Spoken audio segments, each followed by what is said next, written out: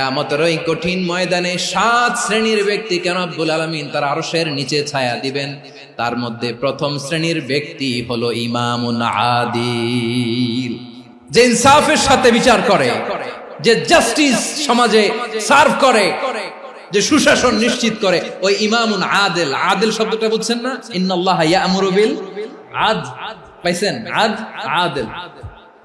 7 শ্রেণীর ব্যক্তিকে আল্লাহ তাআলা সুশীতল আরশের নিচে ছায়া দিবেন, যেদিন তার দেয়া ছায়া ছাড়া কোনো ছায়া থাকবে না। এর প্রথম হচ্ছে ইমামুন আদিল, ন্যায়পরায়ণ শাসক। চিল্লায় বলেন সুবহানাল্লাহ।